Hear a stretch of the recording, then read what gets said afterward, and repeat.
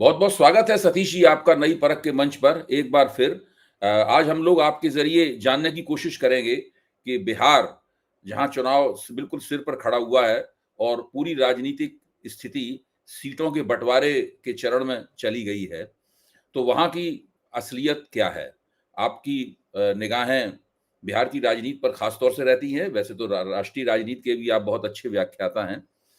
मुख्य तौर पर मैं पहले एक-एक करके 2 सवाल पूछूँगा। पहला सवाल ये है कि जो राष्ट्रीय जनतांत्रिक गठजोड़ एनडीए है, एनडीए में सीट बँटवारे के नाम पर क्या हो रहा है? क्योंकि पहली नज़र में मुझे लगता है कि सीट बँटवारे के नाम पर एनडीए के भीतर एक तूफान आया हुआ है। जी, देखिए, निश्चित रूप से तूफान के संकेत है, कारण है उसका। जी। कारण ये है कि भारतीय जनता पार्टी ने अपने बिहार अभियान का जो नींव है, हुँ, वो पिछले साल रखा था हुँ, हुँ, और इस मुराद में रखा था कि भारतीय जनता पार्टी सबके ऊपर काबिज हो जाएगी, सबको ओवर पावर कर लेगी हुँ, और सब उसके छाते के नीचे जो है, आ जाएँगे, जिसमें नीतीश जी भी शामिल हैं। हुँ, लेकिन आज की स्थिति बिहार में ऐसी है कि एनडीए का कुनबा आपस हुँ, में टकरा रहा है इस कारण से कि भारतीय जनता पार्टी जितना सोचती थी कि वो लोकप्रिय हो जाएगी बिहार में, वो नहीं हो पाई और एक प्रकार का वोट चोरी आदि-आदि कई तरह के जो मुद्दे हैं और उनके नेतृत्व का बिहार में अभाव होना, इससे क्या हो गया है कि एनडीए के उनके साथियों ने ये सोचा समझा कि भई ये मौका है बार्गेनिंग का। तो बार्गेनिंग में जो नीतीश जी लग रहे थे कि एकदम अलग-थलग हैं, वो एकदम उस क्या कहते हैं मुख्य धारा से हट गए हैं, वो भी चुपचाप जो है एक अंदर से असर्ट कर रहे हैं, दबाव डाल रहे हैं और बाकी भी जैसे कि आपका मांझी हो, चाहे पासवान हो, ये सब भी दबाव डाल रहे हैं। तो ये दबाव के आगे भारतीय जनता पार्टी के सामने एक दबाव है, जो मुद्दों का भी है और बाकी अलग-अलग पार्टियाँ जो एक तरह से समझिए पारिवारिक, जातीय पार्टियाँ भी कई हैं, ये सब अपना कीमत वसूल करने में लगे हुए। जी। देखिए एक तरफ तो जो छोटे-छोटे सहयोगी दल हैं और नीतीश कुमार की पार्टी तो बड़ा सहयोगी दल है, हर बार उसे बराबर के टिकट मिलते हैं। वो भाजपा पे दबाव बना रहे हैं, लेकिन दूसरी तरफ भाजपा भी नीतीश कुमार के ऊपर एक दबाव बना रही है। उसका एक प्रमाण मैं आपको देता हूँ। पहला प्रमाण ये है कि 2020 में एनडीए ने नारा दिया था, 2015 में एनडीए ने नारा दिया था बिहार में नहीं 2015 में तो महागठबंधन में थे नीतीश कुमार, तब नारा दिया गया था बिहार में बहार है, नीतीश कुमार है।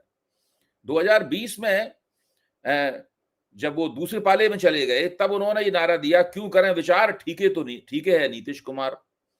लेकिन इस बार जो नारा दिया हुआ है, वो बिल्कुल अलग तरीके का नारा है। उसमें नीतीश कुमार का नाम गायब है। वो है विकास की रफ्तार पकड़ चुका है बिहार, फिर से एनडीए सरकार। इस बार नीतीश कुमार का नाम गायब है। तो इसका मतलब ये हुआ, जो हम मानते थे कि नीतीश कुमार के पास एक छठी इंद्री है, जिसकी वजह से वो समझ जाते हैं कि भाई उनका राजनीतिक नुकसान कौन करने वाला है और वो उसके खिलाफ पलटी मार जाते हैं। भाजपा के खिलाफ उन्होंने जो पलटियां मारी हैं, वो उस बात का सबसे बड़ा प्रमाण है। लेकिन यहां तो बिल्कुल साफ तौर पर दिख रहा है कि नीतीश कुमार के मुख्यमंत्री बनने की संभावना बहुत कम रह गई है। एक ही तरीके से वो मुख्यमंत्री बन सकते हैं कि उनकी पार्टी बहुत ज्यादा जीते और भाजपा उसके मुकाबले काफी कम जीते, वरना तो कोई देखिए मौका बिहार दिखाई नहीं पड़ रहा है। जी। देखिए बिहार के चुनाव के इस संस्करण को मैं असाधारण चुनाव मानता हूँ। असाधारण चुनाव इस दृष्टि से है कि जो ये वोट चोरी आदि का जो मुद्दा खड़ा हो गया है वहां पर, हम्म, वो एक नया मतलब समझिए कि मुद्दे ने पलटी ले ली। मैं नहीं कह रहा हूँ कि वोट चोरी हर व्यक्ति के सर में घर कर गया, ये मैं नहीं कह रहा हूँ। हम्म, लेकिन उसने चुनावी परिदृश्य को बदला है। हम्म, इसमें से कहीं कोई मतलब कोई शक नहीं। दरअसल जो मैंने आपसे पहले कहा कि भारतीय जनता पार्टी पूर्ण रूप से अपने आप को सिरमौर मानते हुए नीतीश जी को अलग-थलग करने की दृष्टि से भाजपा में इस तूफानी अंदाज में प्रविष्ट हुई थी। इस नए संस्करण में। लेकिन क्या है कि अब जो माहौल बदला है तो नीतीश जी चुप्पी के लिए जाने जाते हैं, नीतीश जी पलटी के लिए जाने जाते हैं। जब उनका बात नहीं किसी साइड में बनता तो पलट जाते हैं दूसरे तरफ। तो अभी अगर एनडीए के की सरकार का नारा दिया जा रहा है, तो मैं समझता हूं कि भारतीय जनता पार्टी एक जोखिम उठा रही है नीतीश जी का नाम नहीं लेकर। नीतीश जी कौन सी 12 रूप में से कौन सा रूप अपना लेंगे, अगर वो मतलब कहा जाए कि मानसिक रूप से बिल्कुल हर दृष्टि से स्वस्थ है, तो मेरा ये मानना है कि नीतीश जी की जो परीक्षा है वो इसमें होगी कि उनकी पार्टी और भारतीय जनता पार्टी के बीच सीटों का बंटवारा क्या बराबर का होता है या नहीं होता है। अगर नहीं भी अगर होता है, बराबर का हो गया तो चलिए ठीक है तात्कालिक रूप से। लेकिन अगर वो बराबर का नहीं होता है और नीतीश जी को कम दिया जाता है, तो आप ये मान के चलिए कि मैं कहूंगा कि भारतीय जनता पार्टी एक बड़ा जोखिम ले जाएगी। उसके पास एक बड़ा जोखिम होगा। तो ये कह देना अभी की स्थिति में कि वो नीतीश कुमार को दरकिनार करके अपने पुराने मिजाज से हर चीज पे काबिज हो जाएंगे, ये मुझे लगता है माहौल बदल गया है। नीतीश जी को 2 मिनट नहीं लगेगा खेल कर देने में। और ऐसे ऐसी मेरी सूचना भी है, मैं आपसे शेयर करूं कि नीतीश कैंप में इस बात को लेकर थोड़ी बेचैनी है कि उनके पार्टी के कई नेता जो हैं भाजपा के गिरफ्त में हैं। और ये बात BJP sorry Nitish high command में नीतीश के पास इस बात की जानकारी है। तो नीतीश जी को किसी भी सूरत में हल्के में लेने का और भाजपा अपना पूरा जो है जो चाहेगी वो कर लेगी, वो स्थिति नहीं है। इससे भी पता लगता है अभय जी कि भारतीय जनता पार्टी के नेता, शीर्ष नेता लगातार बिहार के चक्कर लगा रहे हैं। बिहार के चक्कर लगाने का ये मतलब है कि उनको पता है कि चुनौतियां बड़ी हैं और वो हर दृष्टि से अपने आप को वो देख रहे हैं। अमित शाह हो के शायद आए हैं और उससे पहले मोदी जी भी 2 बार हो आए हैं। तो बात ये है कि वो हल्के में कतई नहीं ले रहे हैं और मुझे लगता है अगर वो नीतीश जी को हल्के में ले रहे हैं तो भारी गलती कर रहे हैं। आपने एक चीज और नोट किया होगा, हमने तो किया है तो मैं आपसे शेयर करूं कि महागठबंधन के नेता जो हैं, खुद तेजस्वी वगैरह नीतीश जी पर उस तरह से धारदार हमला अब तक नहीं कर रहे हैं जो कि हमको 2020 में दिखा था तेजस्वी की रैलियों में। ये क्यों नहीं हो रहा है, इसमें क्या छुपा हुआ है, क्या रास्ता खोल के रखना चाहते हैं, ये देखिए। दूसरी बात, प्रशांत किशोर जो एक फैक्टर बनने का प्रयास कर रहे हैं, उनके भी बयान 4 बार बदले, 4 बार। पहले उन्होंने कहा कि नीतीश को 30 से भी सीटें ज्यादा नहीं आएगी, फिर उन्होंने कुछ कहा, फिर उसके बाद वो कुछ कह रहे हैं। तो वो नीतीश को कोई दरकिनार कर नहीं पा रहा है। ये हम भी समझते हैं कि बिहार की जनता में as a chief minister Nitish ji की मौजूदगी पर कई सवाल हैं कि क्या वो सबल हैं, सुदृढ़ हैं, सुडौल हैं चीफ मिनिस्टरशिप चलाने के लिए। लेकिन नीतीश जी अपने होशो हवास में कभी मुख्यमंत्री का पद हमको नहीं लगता है कि वो बीजेपी में जाने देंगे। अगर ऐसी कोई नौबत आई तो निश्चित मान के चल लीजिए कि वो पलट जाएंगे, इससे आप इनकार नहीं कर सकते। नहीं, इसमें एक चीज आप जो बात कह रहे हैं उसी की रोशनी में एक थोड़ी सी बात मैं भी महसूस कर रहा हूं कि एनडीए के जो अन्य सहयोगी दल हैं, जैसे उपेंद्र कुशवाहा की पार्टी है, जीतन मांझी की पार्टी है, इसमें मैं अपवाद मानता हूं चिराग पासवान की पार्टी को। मुझे लगता है कि चिराग पासवान की पार्टी चाहे खुले रूप से, चाहे छुपे रूप से, चाहे साजिशी अंदाज में, वो भारतीय जनता पार्टी के साथ खड़ी हुई है। भाजपा की जो भी डिजाइन है, उस डिजाइन को वो अपने हितों का ख्याल रखते हुए वो लागू करने की कोशिश करेंगे। और भाजपा की डिजाइन हम लोग सब जानते ही हैं। अगर कोई डिजाइन होगी तो नीतीश कुमार के पैर कैसे काट के नीतीश कुमार की छटाई कैसे की जाए, यही डिजाइन हो सकती है। बाकी तो कोई किसी डिजाइन की जरूरत ही नहीं है वहां पर। तो ऐसे में उपेंद्र कुशवाहा ने मुखर रूप से ये कहा है कि नीतीश कुमार को अपना उत्तराधिकारी घोषित करना चाहिए अपने बेटे को, और जनता दल यूनाइटेड के हजारों कार्यकर्ता ये मांग कर रहे हैं। यानी पार्टी से बाहर खड़ा हुआ एक व्यक्ति कह रहा है, जनता दल यूनाइटेड के हजारों कार्यकर्ता ये मांग कर रहे हैं। इसका मतलब यह है कि चिराग पासवान को छोड़ के बाकी जो सहयोगी दल हैं, उनको कहीं ना कहीं इस बात का अंदेशा है कि इस बार नीतीश कुमार का पत्ता कहीं साफ न कर दिया जाए। वो नहीं चाहते हैं कि भाजपा का मुख्यमंत्री हो, वो यही चाहते हैं कि मुख्यमंत्री नीतीश कुमार ही बने, क्योंकि भाजपा का मुख्यमंत्री एक बार बन गया ना, तो इन सब लोगों का भी धीरे धीरे पत्ता साफ ही हो जाएगा। देखिए, बिहार में बहुत सारे अल्टा पलटी जो है अभी बाकी है अभय जी। ये आपने सही कहा कि भारतीय जनता पार्टी अपने आनुषांगिक पार्टियों के जरिए दबाव डालकर उनकी सीटें बढ़वाकर वो हो सकता है नीतीश को कम करने का उस लिहाज से प्रयास करे। लेकिन भारतीय जनता पार्टी ये कतई जोखिम मोल ही नहीं ले सकती कि भाई नीतीश जी के दिमाग में ये कहीं घुस जाए कि भाई ये तो हमें ठग रहे हैं। तो वो है। और दूसरा, बिहार की पार्टियों के बारे में मेरा ये बहुत सुदृढ़ रूप से मानना है कि वो उसमें से कोई नहीं चाहता है कि भारतीय जनता पार्टी का मुख्यमंत्री। आप इस चीज को समझ लीजिए, भारतीय जनता पार्टी का वो नहीं चाहते मुख्यमंत्री। तो ये कि नीतीश जी को ही वो चाहते हैं, ये शायद मंशा नहीं रहती है। ये मंशा रहती है कि भाजपा का ना हो और नीतीश जी का नाम उछाल उछाल कर अपने को वो अपना जो है वजन दिखाते रहे, ऐसा मेरा मानना है। ठीक है।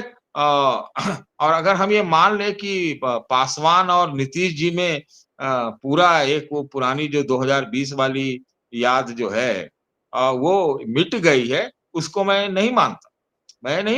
इसलिए अभी तो मैं ये कहूंगा कि मतलब आंख मिचौली का खेल चल रहा है, दबाव काउंटर दबाव का खेल चल रहा है। लेकिन भारतीय जनता पार्टी जो अश्वमेध यज्ञ का प्रयास कर रही थी, भारतीय जनता पार्टी बिहार में, वो कब का आज से 4-5 महीने पहले असफल हो चुकी है। उसको लखूटियों पर ही रहना है और उस लिहाज से वो जो चाहेगी वो कर पाएगी, इसमें मुझे बहुत शक है। अब हम लोग आते हैं महागठबंधन की राजनीति के ऊपर, क्योंकि टिकट बंटवारे की समस्याएं महागठबंधन में भी हैं, और वो समस्याएं कुछ एनडीए के टिकट बंटवारे की समस्याओं से अलग तरह की हैं।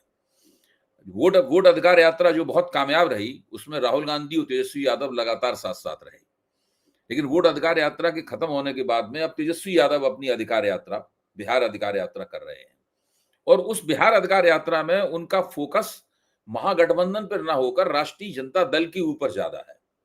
यानी वो महागठबंधन के अन्य दलों का नाम भी नहीं लेते हैं उसमें, जबकि जो वोटर अधिकार यात्रा है वो ऐसा लगता था जैसे गठजोड़ का कार्यक्रम है,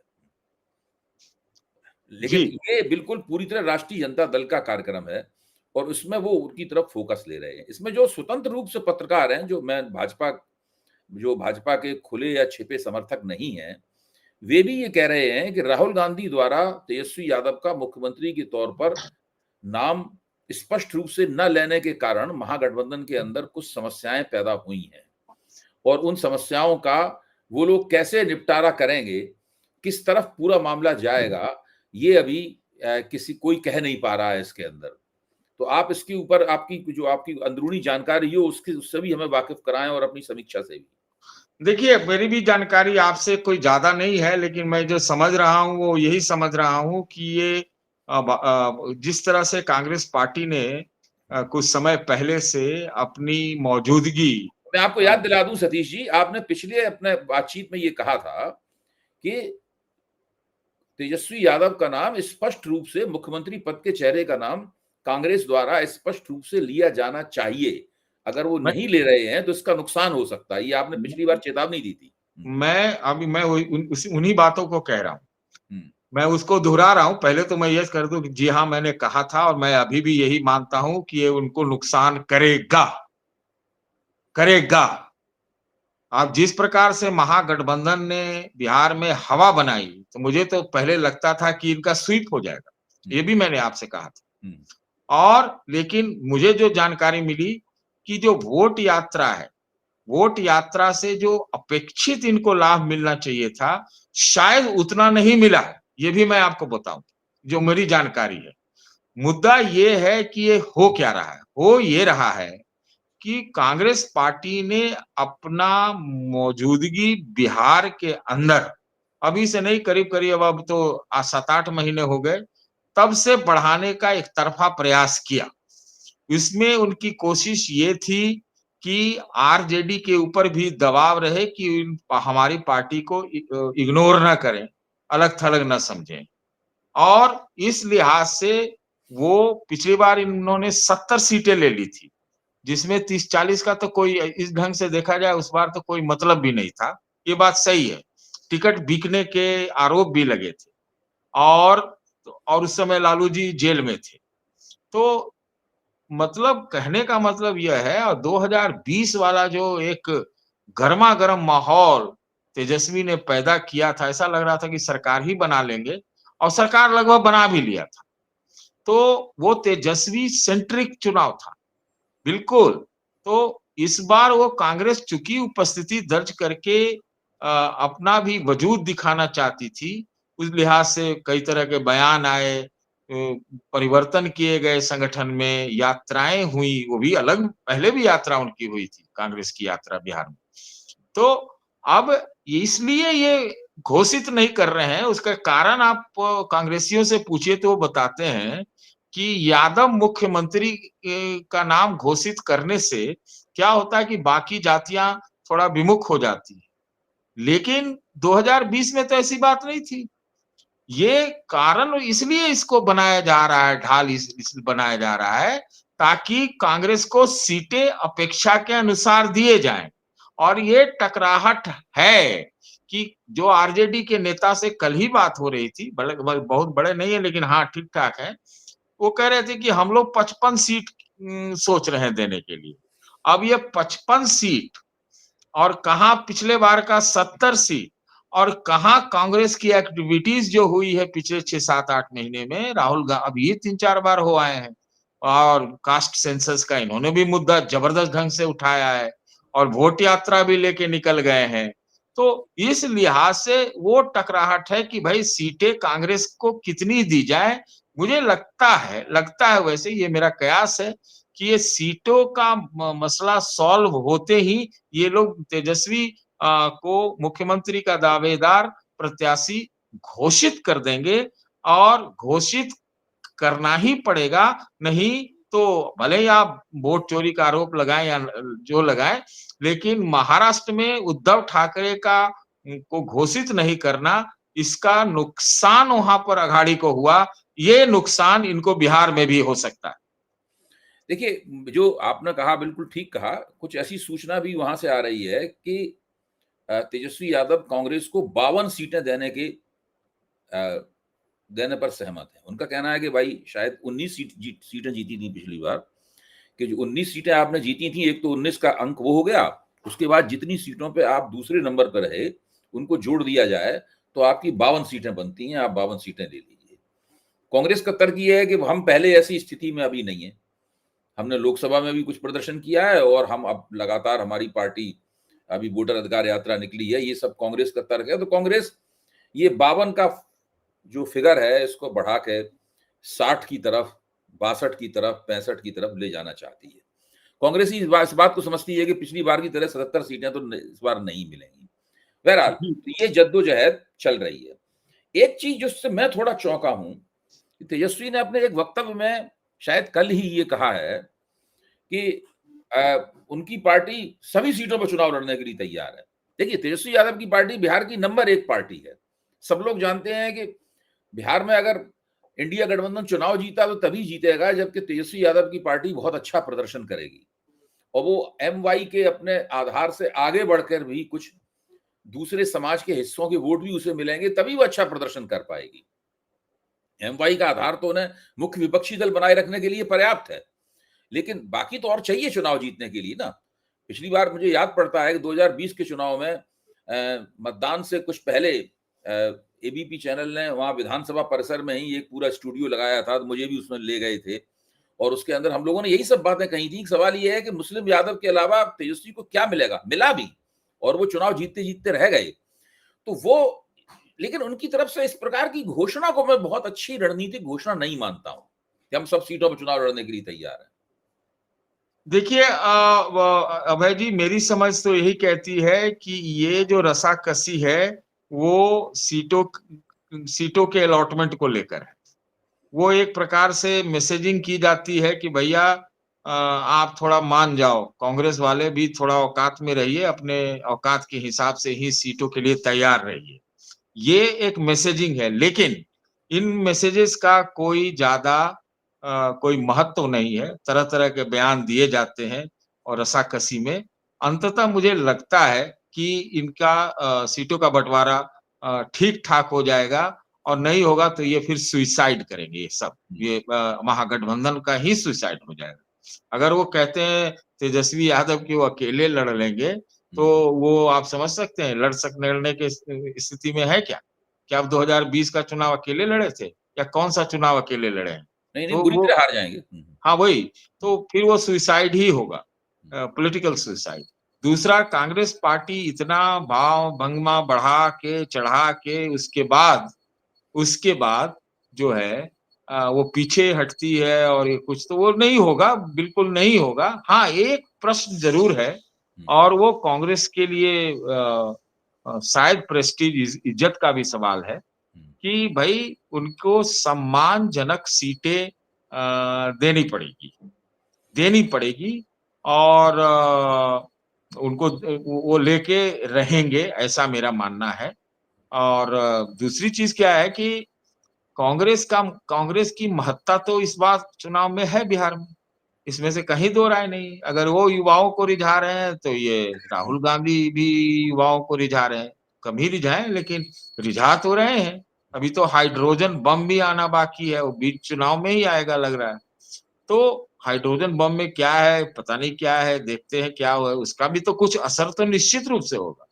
मेरा कहने का मतलब ये है कि कांग्रेस पार्टी की महत्ता इस बात में है कि जो कांग्रेस के पारंपरिक वोट है, और कांग्रेस का जो एक अपस्विंग है, इसको डिनाई नहीं किया जा सकता। भले वो वोट में कितना तब्दील होगा वो नहीं, लेकिन अपस्विंग लोगों के बीच है।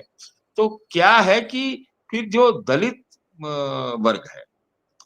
वर्ग है, कम से कम दलित वर्ग में, या जो कांग्रेस के पारंपरिक वर्ग में है, ये वोट तो वो स्वतः ही महागठबंधन में जोड़ रहे हैं। और ये उनके लिए एक बार्गेनिंग पॉइंट है, क्योंकि आपने कहा कि एम वाई तो ये जोड़ता, एम वाई, अब एम को कैसे छोड़ दे? एम पर आप, एम जो है एकदम से आरजेडी का एकाधिकार नहीं है, उसमें अब कांग्रेस का भी एक सेंध है। तो कांग्रेस अगर मान लीजिए कि कुछ अड़ जाती है, तो एम वोट प्रभावित होगा, इसमें कहीं से दो नहीं, हो बट सकते हैं। तो इसलिए दोनों के कॉम्बिनेशन से ही इसको महागठबंधन कहते हैं। तो अगर ये गठबंधन में अगर इस तरह की बातें होंगी, और अलग अलग कुछ विचार आएंगे, और अलग अलग उनके इंटरेस्ट हुए, तो इनको नुकसान हो सकता है। तो आपकी बात से स्पष्ट है कि दोनों पक्ष टिकट बंटवारे का जो चरण है, इसमें दोनों ही पक्षों के में, एनडीए में और इंडिया गठबंधन में एक जद्दोजहद जारी है। देखिए, हर बार ये होता है, हर बार कोई होता है, मतलब स्वाभाविक है, गठजोड़ हाँ राजनीति का स्वभाव है ये। यहाँ तक कि जब जो पार्टी किसी गठजोड़ में नहीं लड़ रही है, उस पार्टी के भीतर बहुत जद्दोजहद होती है। जी ही, टिकट बंटवारे के सवाल पे तो भाई एक बार टिकट मिला 5 साल के लिए छुट्टी हो गई, तो जो लोगों को जो कुछ करना होता है, धरना प्रदर्शन, गाली गलौज, रोना गाना जो होता है, वो सब टिकट बंटवारे के वक्त होता ही है सबका है। वो यहाँ भी अभी नहीं हो रहा है, लेकिन आगे होने वाला है। हम सब लोग उनके नजारे देखेंगे। लेकिन आपकी बातचीत से स्पष्ट है कि जो तूफान आया हुआ है, वो दरअसल एनडीए के अंदर तूफान आया हुआ है। मांझी ने जो कहा है, चिराग पासवान जो कह रहे हैं, नीतीश कुमार का मुख्यमंत्री पद जो सुनिश्चित नहीं रह गया है, इन सब बातों से लगता है कि एनडीए में कोई ऐसी घटना भी हो सकती है जिसका भी हम अंदाजा नहीं लगा सकते। दूसरे, चूंकि राहुल गांधी ने अपनी वोटर अधिकार यात्रा बिहार से शुरू की, और बिहार ने उस वोटर अधिकार यात्रा को एक बड़ा जबरदस्त उछाल भी दिया, तो राहुल गांधी ने बहुत कुछ बिहार में दांव पे लगा रखा है। अगर बिहार चुनाव भारतीय इंडिया गठबंधन हार गया और एनडीए ने ये सब के बावजूद बिहार चुनाव जीत लिया, उनको बहुमत प्राप्त हो गया, फिर तो राहुल गांधी की जो रणनीति है, वोट चोरी वाली रणनीति है, इस रणनीति पे भी बहुत डेंट लगेगा। तो बिहार चुनाव जीतना तो इन लोगों के लिए बिल्कुल अनिवार्य है। और उधर अगर एनडीए बिहार चुनाव हार गई, तो मुझे तो लगता है ये कि नरेंद्र मोदी का ग्राफ बहुत तेजी के साथ नीचे जाना शुरू हो जाएगा, रोक पाना उनके लिए, थामना मुश्किल हो जाएगा। तो बिहार चुनाव बहुत ही एक बहुत जिसे कहते हैं ना, एक ऐसे मुकाम पर खड़ा हुआ है, दोनों पक्षों के लिए बिहार चुनाव में बेहतर प्रदर्शन करना अनिवार्य है। ये एक राज्य का चुनाव नहीं रह गया है, ये एक ऐसा बैरोमीटर बन गया है, इससे पूरे देश की राजनीति का भविष्य तय होगा। जी जी मैं मेरा इस पे ये कहना है कि बिहार में एनडीए अगर अभी तक जो चुनाव में वोट चोरी के आरोप लग रहे हैं, अगर वही आरोपों पे ही जाए तब तो फिर एनडीए ही जीतेगी। ये एक बात ये है। मैं इसको थोड़े दूसरे ढंग से देखता हूँ अभय जी। मैं अगर वो एनडीए इंडिया जीतेगी किसके रूप में कह नहीं, रहे हैं? मैं कह रहा हूं कि ये तो एनडीए ही जीतेगी। अगर आप वोट चोरी और वोट मैनिपुलेशन आदि आदि अच्छा आदि अच्छा। आदि आदि का आरोप लगा रहे हैं, तब कहां से जीतेंगे आप? हाँ हाँ सही। आप तमाम कोशिश कर रहे हैं, नहीं जीतेंगे। हम्म, क्योंकि आपका तो आपने वोट के आधार, वोट की विश्वसनीयता पर ही सवाल खड़ा किया हुआ है। हम्म, तो ये चुनाव वो हार जाए, ये तो मतलब दिमाग से ये होता है। और वो अगर हार जाएंगे तो फिर क्या है कि हो, आप एक तरह से कहें कि ये नॉर्मलसी जो है पॉलिटिक्स में वापस आ जाएगी। मुद्दा ये नहीं है। मैं एक और चीज बताना चाहता हूँ जो मुझे समझ में आता है। मैं राहुल गांधी की रणनीति को देख रहा हूँ और कोशिश कर रहा हूँ उसको पढ़ने की। राहुल गांधी की रणनीति साफ है कि आज की जो देश की सत्ता है, उसके विश्वसनीयता पर ही प्रहार किया जाए। और सही या गलत मैं वो नहीं कह रहा, लेकिन वो उसको सिर्फ बिहार से शुरू करके वो पूरे देश में ले जाएंगे। तो ऐसे भी आप देखिए तो राहुल गांधी के लिए कोई चुनाव हारना मैं नहीं समझता हूं कि बहुत बड़ा मुद्दा है, क्योंकि बहुत चुनाव हारे हैं। वो जीतते हैं तो उसका भी कोई बहुत जश्न नहीं मनाते, लेकिन वो जब सत्ता के विश्वसनीयता को ही डिफेक्टो और डीजीओर का जो एक अंतर होता है, तो वो एक चुनौती दे रहे हैं कि भाई आपकी साख जो है, आपका जो जो करतूत है, आपका कारनामा है, आपके जरिए वो सब उसी को हिलाने में लगे हुए हैं। सही या गलत फिर मुझे बोलना पड़ेगा। तो ये बिहार सिर्फ शुरुआत है। हम सिर्फ बिहार में एनडीए जीत जाती है, महागठबंधन जीत जाती है या हार जाती है, मैं इसको वहां से वहां राजनीति को वहां पर एंड नहीं देखता हूं, मैं उसको शुरुआत देखता हूं। वाह, बहुत बहुत धन्यवाद सतीश जी।